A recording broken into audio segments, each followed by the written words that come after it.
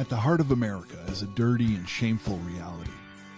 Everyone knows it exists, but the devastating impact it has left on generations of people has been glossed over and even ignored, especially by those who still benefit from it.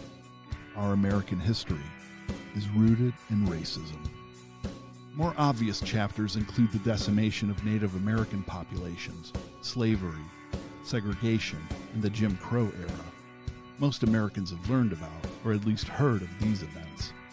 But ask them about the eugenics movement, or when homegrown extremists filled Madison Square Garden for a Nazi rally, or how Henry Ford's hatred of Jews helped inspire Adolf Hitler, and you're likely to get a blank stare. It's time to explore these overlooked events that don't make it into our history books and correct the record for the people harmed by them, to trace our past to modern tragedies and learn how folks over the centuries have fought back. We need to confront our racist history so that we might have a chance to defeat it once and for all. I'm Christian Picciolini, a former white supremacist who became an anti-racist activist and a bringer of hard truths. On each episode of F Your Racist History, you'll learn about America's conveniently overlooked racist origin stories. Join me as we yank off the hood and expose the lies behind some of America's so-called triumphs and heroes.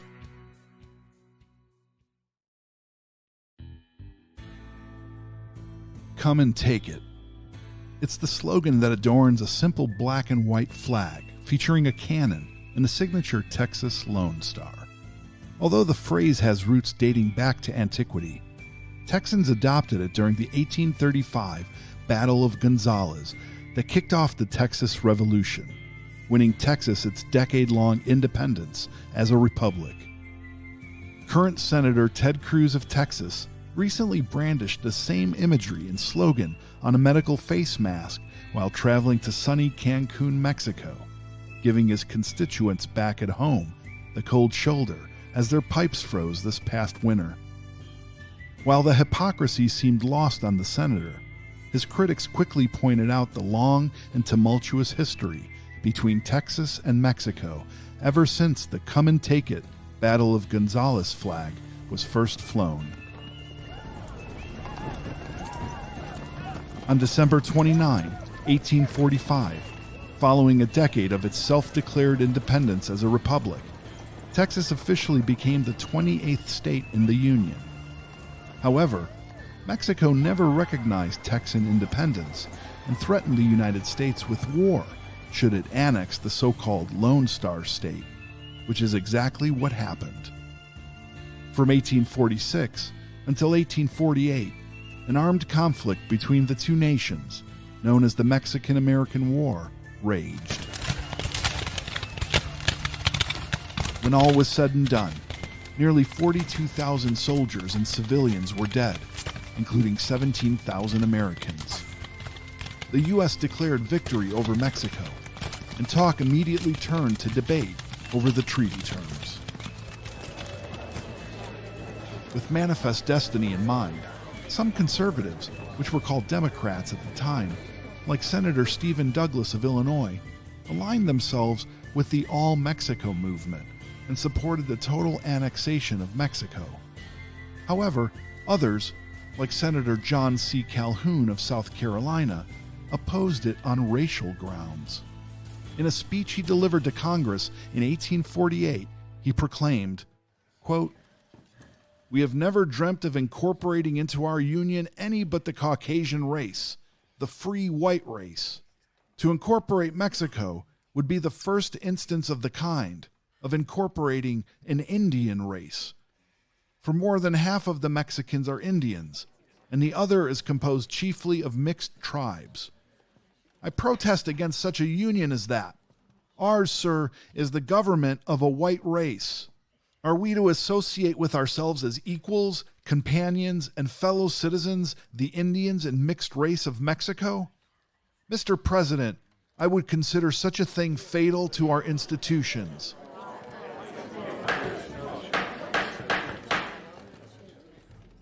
Instead, an alternative was proposed and passed. The Treaty of Guadalupe Hidalgo reduced Mexico's landmass by more than half and included parts of modern-day California, New Mexico, Nevada, Utah, Arizona, Colorado, Wyoming, Oklahoma, Kansas, and of course, Texas. The newly defined border along the Rio Grande River wouldn't prove easy to cross in either direction. Some of the first border patrols were slave catchers looking to capture self-emancipated people from crossing into Mexico, and the Texas Rangers, first formed in the 1820s, who focused on removing Native Americans from West Texas. Following the Mexican-American War, armed with a large budget, the Texas Rangers began attacking various tribes in the region. They didn't stop until almost every indigenous tribe was driven from Texas. The Rangers then focused on keeping the peace by implementing violent vigilante, quote, justice against innocent people of Mexican descent. The exact number of people the Texas Rangers lynched between 1910 and 1920 is unknown.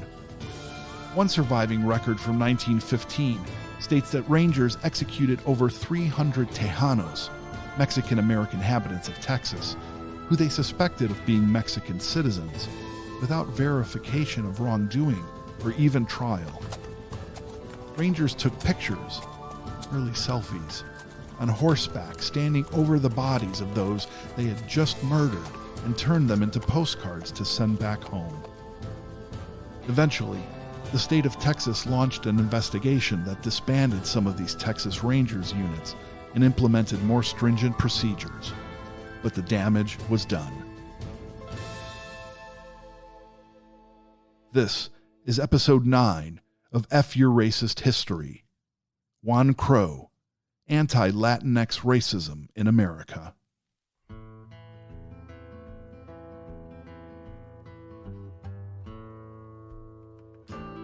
If you listened to episode 7, White Homeland, Part 1, you already know that racist sentiment toward Mexican and Latinx people in white America was rampant throughout the United States before the Civil War, especially in the South. The Knights of the Golden Circle wanted to create a slavery empire by invading Mexico and enslaving every person of Mexican descent. They believed, as did many everyday white Americans at the time, that Mexicans were akin to Native Americans and African Americans, and therefore so-called racially inferior to whites. As new railroads along the Mexican border began to usher in generations of white people to U.S. border towns in the late 19th century and their populations boomed, these racist attitudes and tensions didn't improve despite a growing American dependence on non-white labor. Let's look at the Texas city of El Paso and her Mexican neighbor Ciudad Juarez, for example. At the turn of the 20th century, El Paso's population was just 15,000, and Juarez was just 8,000. By 1920, their respective populations had increased to over 77,000 and 20,000. El Paso, on the U.S. side, relied heavily on a workforce of Mexican laborers who crossed the border each day to work as domestic servants, railroad employees, and other semi-skilled workers, and then went home to Mexico each night. Citizens of El Paso and neighboring towns could reap the benefits of cheap Mexican day laborers without having to coexist with them as residents in the city. But in 1910, the 31-year regime of Mexican President Porfirio Diaz came to an end, and Mexico plunged into revolutionary chaos.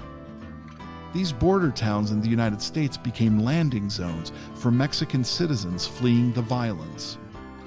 1/10 of Mexico's population came to the U.S. during the decade of 1910 to 1920. As a result of quickly developing population diversity, fearful white Texans ushered in familiar racist laws like segregation, poll taxes, and legal maneuvers to keep Latinos from owning land. Whites-only signs went up in establishments across southern Texas and California. This is an era in America referred to as Juan Crow, a twist on a somewhat more familiar Jim Crow. It had the same racist formula as the Reconstruction-era laws that affected Black Americans in the South, but was aimed squarely at Latinx people looking for a better life in the land of the free. Once again, white Americans weren't having it. Along the border, outbreaks of typhus, a disease prevalent in crowded living conditions with poor sanitation, only made things worse.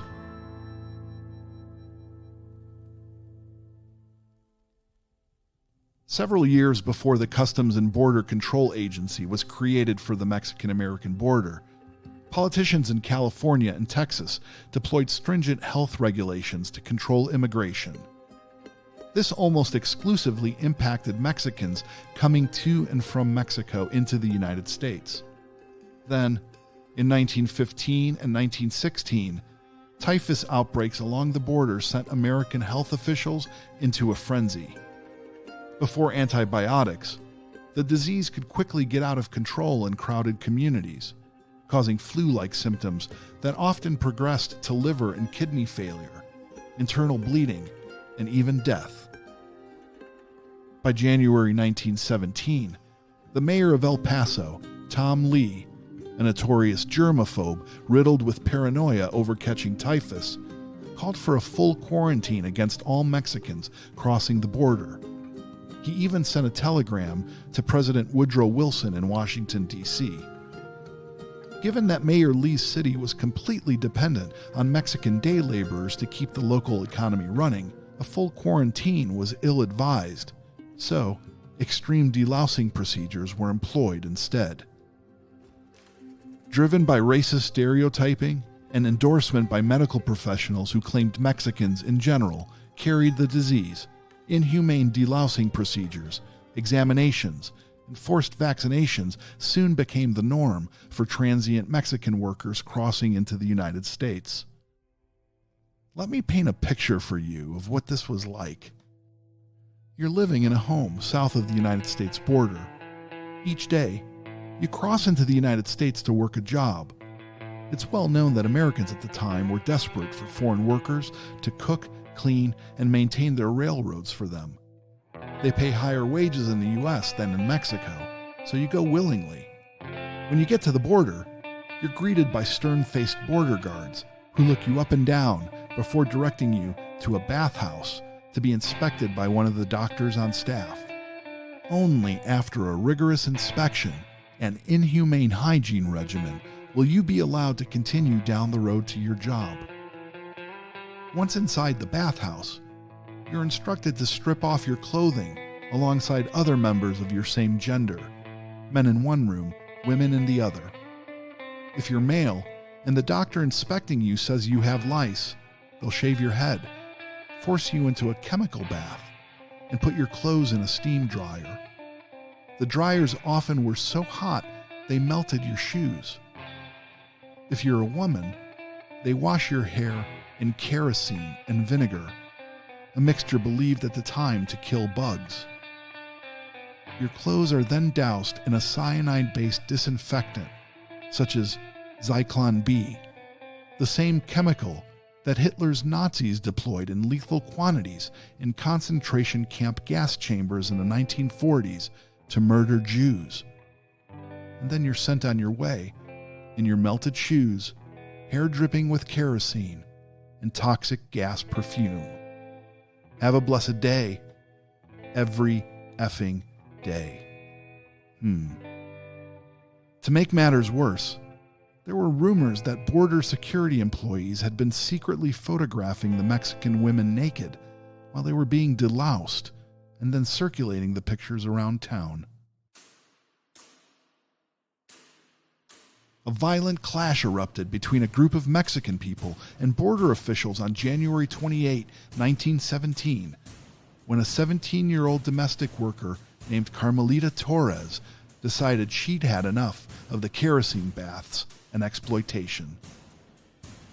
At 7:30 a.m. on a Sunday morning, a public streetcar full of Latina domestic workers was stopped at the U.S. border by guards who told them to get off for a health inspection before they could cross. Knowing that this meant being disinfected with a kerosene bath, and the risk she might be secretly photographed, Carmelita refused and rallied the other women to join her in protest. In just under an hour, over 200 women had joined her on the Santa Fe International Bridge into El Paso. By noon, over 1,000 men and women who had had enough of the humiliation and despair crowded the bridge and stopped all traffic from going into Texas. The situation soon turned into a full-blown rebellion. The unrest lasted for 2 days, and the crowds eventually dispersed on their own. As other tensions kicked up along the border, Congress was busy pushing through sweeping immigration reform. The Immigration Act of 1917 included a provision that U.S. presidents had been vetoing for decades: literacy tests.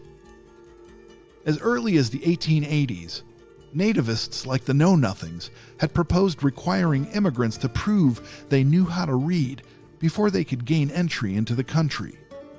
They saw this as a way to keep out undesirables, or anyone who wasn't white or who was poor.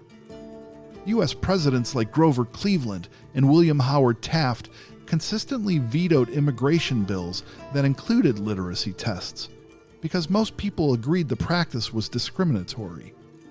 Woodrow Wilson again vetoed an immigration bill in late 1916 that included such a provision.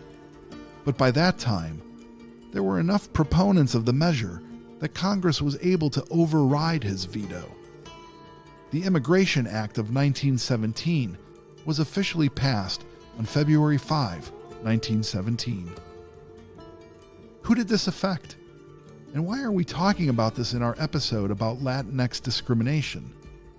Well, though the Immigration Act of 1917 specifically reinforced elements of the Chinese Exclusion Act and excluded immigrants from Asian countries, the literacy tests it imposed, coupled with the increased head tax, i.e. you had to pay a fee to customs to actually get into the country if you were a foreigner, directly impacted poor Mexicans and other Latinx people who spoke mostly Spanish. It expanded the list of undesirables not allowed in the country to include them, and helped bolster racist nativist sentiment throughout the country. The 1917 Act was followed up by the 1921 Emergency Quota Act, which limited the number of each foreign nationality allowed to enter to 3% of the overall total U.S. population. After that, the Immigration Act of 1924 reduced the quotas to 2% for each nationality. Plus, it established a Customs and Border Control Agency, which took over governance of immigration along the Mexican and Canadian borders.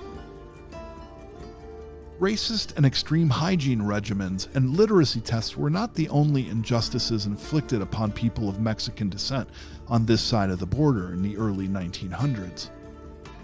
As the Mexican Revolution raged between 1910 and 1920, and various rebel groups led by leaders like Pancho Villa and Emiliano Zapata attempted to take control of Mexico, thousands of refugees fled the war-torn countryside and made their way north into the United States. As this happened, bands of Mexican raiders also began crossing into the U.S. and attacking border towns, pilfering food and supplies, and then escaping back across the border. Beginning in 1910, most of these border towns were garrisoned with U.S. soldiers to protect white landowners from the offshoots of revolutionary violence. Conflicts between Mexican revolutionaries and the U.S. Army during the next decade would become known as the Mexican Border War. In Texas, the famous police force known as the Texas Rangers, who by then had been in existence for almost 100 years, was expanded and deployed to protect the interests of white Texans.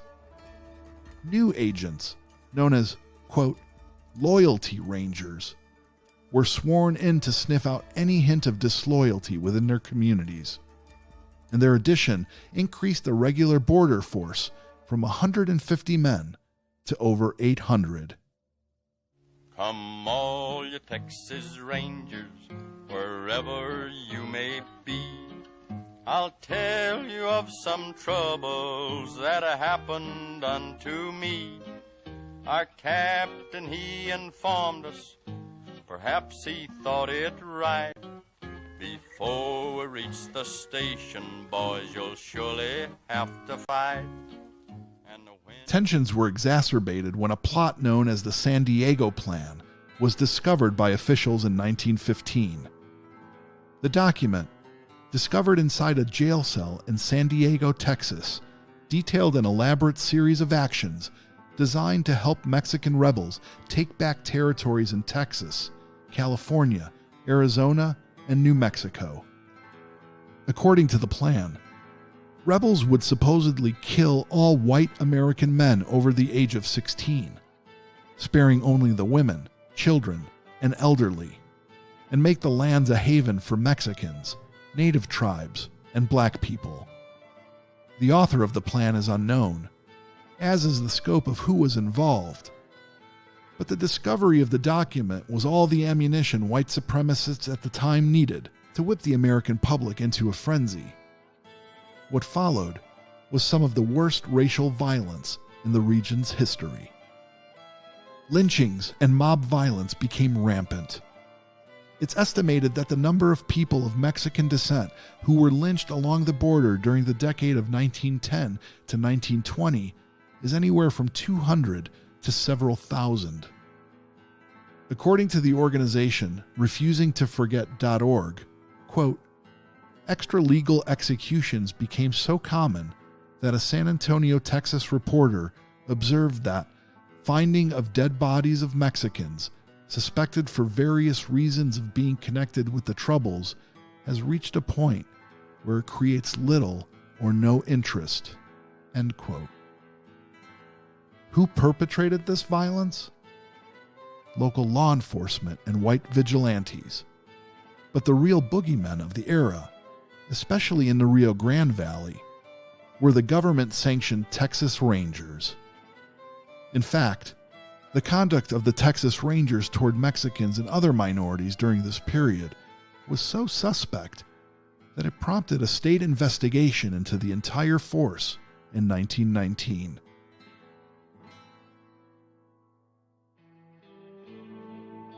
Texas State Representative Jose Tomas Canales, the only Mexican American serving in state government at the time, launched the investigations on the charges that certain Texas Rangers had threatened the life of a Mexican American constable, ordered the deaths of numerous Mexican men, tortured men in order to obtain confessions, and murdered suspects while in their custody rather than turning them over to the court system.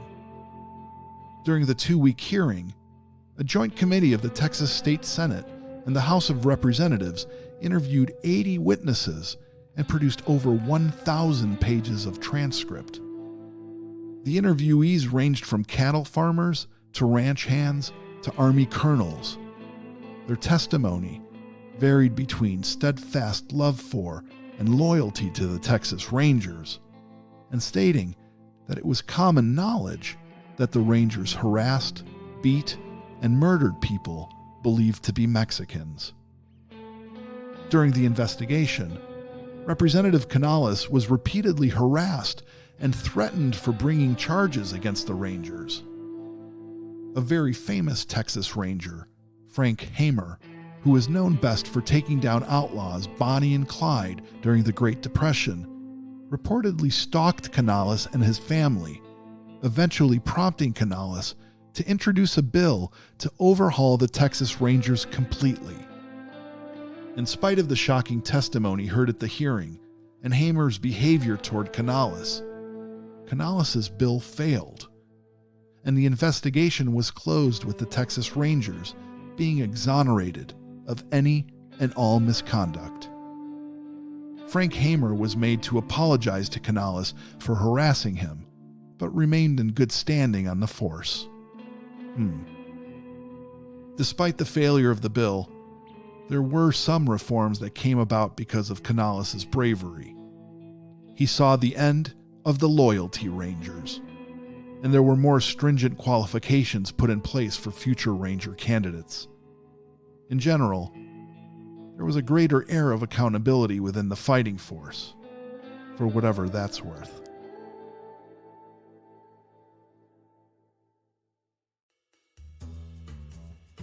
The aftermath of the Mexican Revolution from 1910 to 1920 resulted in political instability.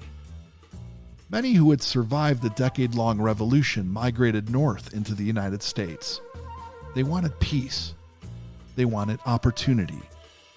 They wanted a bloodless future for their children. Unfortunately, these Mexican immigrants intent on accepting America as a new home were not met with a warm welcome. By the 1940s, the Latinx population in Los Angeles was pushing 250,000. Tensions between Mexican Americans and whites in LA had been simmering for nearly a decade by the time the Zoot riots erupted from June 3rd to June 8th in 1943. Zoot suits became popular among younger generations of Latinx Americans enamored with jazz music and dance halls in the 1930s. They called themselves Pachucos, and they fought against their Latin culture's forced assimilation into white America. The stylish dress suit consisted of an oversized jacket that went down to the wearer's knees, baggy pants, and dress boots. Over time, the suits became associated almost exclusively with black and Latino men, and unsurprisingly, a racist stereotype of criminality was pinned to their lapels. Zoot suits became a symbol of juvenile delinquency, and wearers were harassed in the streets. The actual cataclysmic event that ignited the Zoot suit riots is still hotly debated. Some say the murder of a Latino youth named Jose Diaz, often called the Sleepy Lagoon murder, during which the young man was found unconscious on a sidewalk after a fight at a party and later died, was a precursor to the riots. However, the murder occurred a full year before the riots, and the trial that convicted 17 Mexican-American boys for the murder ended in January 1943.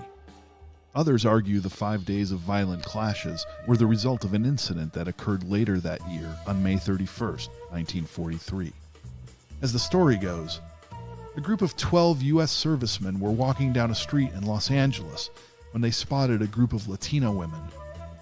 11 from the group crossed the street to talk to them, while another, Seaman Joe Darcy Coleman, continued down the sidewalk alone. He walked past a group of young Mexican-American men, presumably wearing Zoot suits. A comment was made, a punch was thrown, and Coleman ended up in the hospital. The sailors claimed the Zooters started the fight, and the Pachucos said the soldiers instigated it. The reality is that a multitude of conflicts paved the way to the Zoot suit riots. In fact, there were several other incidents of servicemen traveling in packs to hunt down Zoot suiters in the months leading up to this. Some estimates put the clashes between U.S. military personnel and young Latinx civilians at once a week. The difference between these previous incidents and the full-blown Zoot suit riots was the length of time this unrest continued for, as well as the incredible nationwide press coverage that was clearly in favor of the servicemen hunting down brown-skinned kids and young men. On June 3rd, 50 sailors left the Los Angeles Naval Reserve Center with revenge on their minds. They took a blitz of taxi cabs into downtown, and every time they saw a Latino in a Zoot suit, they leapt from their cars, beat the wearer to a bloody pulp, and stripped him naked in the streets. Soon, hundreds of servicemen were trolling the streets looking for Latinos to beat up. Some of the brutalized Pachucos were as young as 12 years old. Military commanders eventually barred servicemen from entering certain areas in Los Angeles where violence was the worst, but only after several nights of fighting. Hundreds of people were arrested.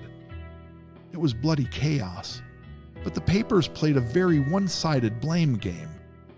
Most of the newspaper headlines during the riots touted that servicemen were simply taking revenge against the so-called violent Zoot suitors. One LA Times headline on June 7, 1943 read, quote, "Zoot suitors learn lesson in fights with servicemen." What did the police have to say about this rash of violence against the Latinx population? Well, according to newspapers like the Wisconsin State Journal, police at the time said the servicemen were just, quote, "raising a little hell." The fighting calmed down after the 9th of June, and serious questions were publicly raised about the racial motivations behind the attacks. On June 10, Mayor Boren of Los Angeles issued a statement saying that there was no racial discrimination involved in the Zoot Suit gang riots. Quote, "I informed the State Department that assurances could be given to the Mexican embassy that the occurrences in this city are not in any manner directed at Mexican citizens or even against persons of Mexican descent. There is no question of racial discrimination involved." End quote. Right. Just cleaning up the undesirables again. As tensions between middle-class whites, police, and Latinx youth reached a boiling point in Los Angeles, the United States government was looking for a solution to a possible labor shortage brought on by our entrance into World War II in 1941. As American men were drafted into the Army and sent to Europe and the Pacific, women and people of color stepped up to fill factory jobs. But what about infrastructure jobs that required hard manual labor? The United States solution was something called the Braceros program, an agreement between the American and Mexican governments to supply able-bodied Mexican men under short-term labor contracts to come and work in the United States. During its 22-year run, over 4.6 million labor contracts were signed under the Braceros program. On the surface, the program looked progressive. The official plan promised good housing, affordable quality meals, fair wages, and transportation back to Mexico when their contract ran out. But in practice, employers exploited their Mexican laborers by providing substandard housing, starvation wages, and rancid food while reaping the financial rewards of a cheap labor force. In addition to overpromising and underdelivering on their working conditions, the Braceros program mandated intensive physical inspections akin to the border hygiene practices happening in border towns like El Paso. Mexican men applying to the Braceros program were subjected to not one, but 2 physical examinations that included chest x-rays, invasive tests for sexually transmitted diseases, psychological evaluations, and of course, a toxic chemical bath. Many of the Braceros were processed in facilities around El Paso, Texas, and transported across the border in railway cars used for cattle. Seen that before. Once there, they would be stripped, hosed down, and deloused. While importing these temporary migrant workers, the United States was also deporting millions of people back to Mexico, with the Federal Deportation Initiative officially called, no joke, Operation Wetback. After President Dwight D. Eisenhower's Attorney General, Herbert Brownell Jr., visited Southern California in 1953, he made it his mission to deport all undocumented workers, many of whom were being transported into the United States by employers looking to pay cheap laborers under the table. The Mexican government was also leaning on the U.S. to stem the flow of people leaving their country. The Eisenhower administration launched Operation Wetback in 1954. Upon the initiative's inception, many undocumented workers went back to Mexico on their own, largely in part due to effective media campaigns overestimating the might of the Border Patrol and terrorizing Mexicans in the process. In Texas, 63,000 people were repatriated to Mexico without Immigration and Naturalization Service or INS involvement. The INS even touted that their Operation Wetback initiative was so effective, they were able to deport upwards of 1.1 million people, while substituting Braceros laborers in any vacated jobs for employers who had lost workers because of the initiative. This program received a lot of support, especially from the Mexican government, which was losing its valuable labor force across the border at a rapid pace, and to U.S. labor groups who claimed undocumented laborers were driving wages down and decreasing the standards of living for naturalized citizens. Illegal immigration didn't cease to be a thorn in the side of the American government, however. After the cancellation of the Braceros program in 1964, Latinx people desperate for higher-paying work and better living conditions again began coming across the border in greater numbers than ever before. American politicians have been unable to find a solution ever since, though there have been many efforts to punish these immigrants as a deterrent to undocumented migration. Back to politics now, and another big sign of voter discontent this year, a record number of individual issues placed directly on the ballot. One of the most controversial, California's immigration initiative, Proposition 187. In 1994, in the face of an economic downturn, California legislators and Republican activists were looking for a scapegoat. And who better to blame for economic hardship than undocumented workers? Republicans, who were exceedingly popular in the state at the time, soon started a campaign for Proposition 187, a measure that would bar all undocumented residents from using state-sponsored programs. This included public health clinics, public schools, and welfare programs. The law also required public servants to report people's immigration status to the state's Attorney General's office. That included teachers and doctors. Support for Proposition 187 received 59% of the vote, but the day after it was approved, civil rights groups like the American Civil Liberties Union and the Mexican American Legal Defense and Education Fund hurled lawsuits at it to keep it from taking effect. After 3 years of legal limbo, Proposition 187 was stalled by a federal judge who ruled it unconstitutional and issued an injunction. To this day, the case against it has never officially been dismissed and is instead under a permanent federal injunction. The introduction of Proposition 187 proved to be detrimental to the Republican Party in California.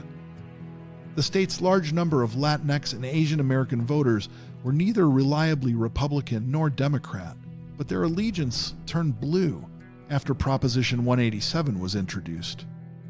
California is largely considered a Democratic stronghold now, and that's partly thanks to opposition for Proposition 187. Illegal immigration and the situation at the United States-Mexican border has remained the subject of heated political debate for decades. Once again, the United States southern border became a point of national interest during Donald Trump's 2016 presidential campaign.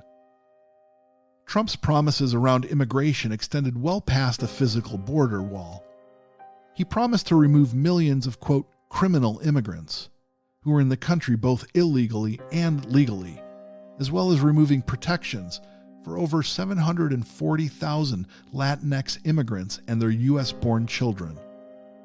DACA, or Deferred Action for Childhood Arrivals, is an Obama-era policy that has allowed some individuals who were unlawfully brought into the U.S. as children to receive a renewable 2-year period of deferred action from deportation and become eligible for a work permit. Trump attempted to end DACA, but the Supreme Court ruled the move unlawful in 2017.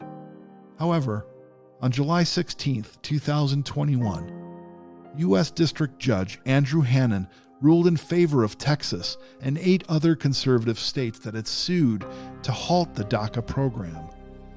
Those who are already enrolled won't lose protection, but the decision bars the processing of new applications. It also restricts President Joe Biden, who has been committed to protecting DACA, from keeping it or a similar program in place. Another federal judge in Texas had previously barred enforcement of Biden's 100-day stay on most deportations. This new ruling puts further pressure on Congress to act on much-needed immigration policy reform.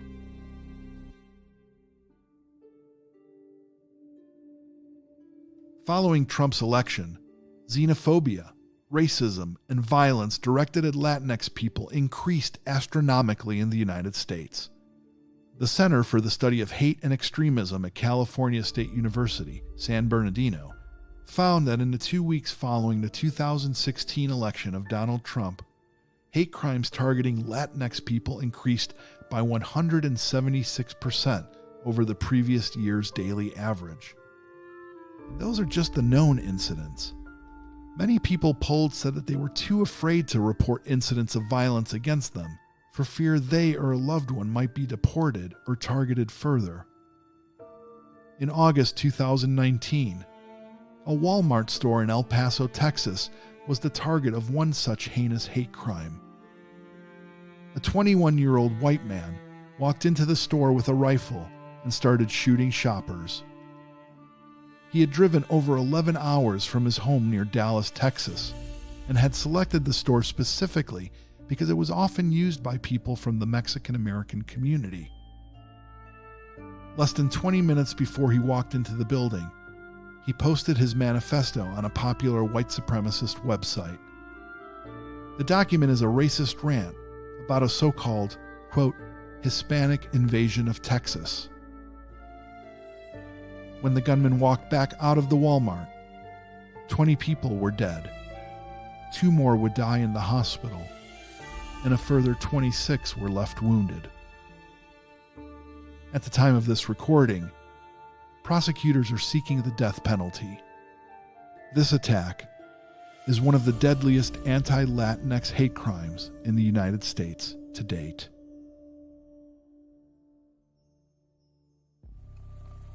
Systemic discrimination against the Latinx community in the United States clearly continues today. The Associated Press detailed conditions inside a Customs and Border Patrol detention center in Clint, Texas, where allegedly 250 infants, children, and teenagers are being held. According to the AP, there's not adequate food, water, or sanitation inside. The report describes teen mothers and other younger kids being asked to care for infants and toddlers on their own, with little or no help from any adults.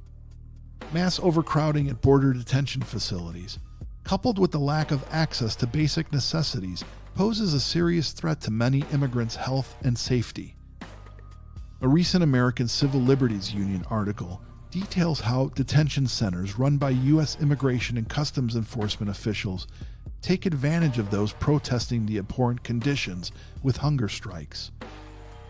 With little else to take away from detainees, protesters in these detainment prisons are often met with violence, like pepper spray, rubber bullets, solitary confinement without access to running water, and involuntary medical procedures.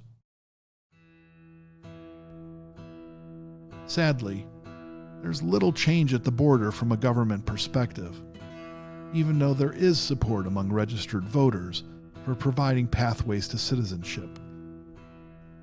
In a June 2021 poll, 72% of respondents said they support the DREAM Act, the Development, Relief, and Education for Alien Minors Act, which would provide a pathway to citizenship and protection from deportation for Dreamers, or undocumented people who came to the country as children and have grown up in the U.S. 63% of voters support not only a pathway to citizenship for Dreamers, but also for immigrants who work in essential industries and temporary protected status holders who face violence or natural disasters in their home countries. When Mexico sends its people, they're not sending their best. They're not sending you. They're not sending you. They're sending people that have lots of problems, and they're bringing those problems with us. They're bringing drugs, they're bringing crime, they're rapists, and some, I assume, are good people. It should surprise nobody that even generations after the Battle of Gonzales, the Zoot riots, or Carmelita Torres' Bath Riots, that people like former President Donald Trump and his supporters would still revel in the unfounded idea of people of Latinx origin being sinister or so-called subhumans because of the color of their skin. It's also not a big leap from those racist and irresponsible words, uttered on American television by a sitting U.S. president only a few years ago, to rhetoric in a statement by the El Paso shooter who said in his manifesto, quote, "If we can get rid of enough people, then our way of life can be more sustainable." End quote. And it's not a far cry to think that words like rapists, criminals, and invasion might continue to be a call to violent action. These slurs against Latinx people, in one form or another, have been inspiring racist violence for a very long time. While America has arguably made some progress, the pity, of course, is that we've had to spend a half a millennium fighting white supremacy from within just to get to where we are now, still struggling with many of the same age-old issues. Unjust treatment at the border, such as the denial of basic civil rights like due process and extended detention in unsafe facilities, are just a few of them today. But there are many more. No podcast can cover the expanse of racism that America has levied against Latinx Americans and people of color. But I hope ours sparks a curiosity in you to want to learn more, just as it did for me. I have to warn you, though. Once you get started down the path of discovering the truth behind these issues, they're like Russian nesting dolls. You pull one apart and find more hiding within. We can't make or measure progress without knowing the truth of how and where it all began. It's time we figured that out and faced up to it. That's all for today. Join me next time as we shine a light on another shameful chapter of our country's racist past. We can't beat the problem if we can't see it.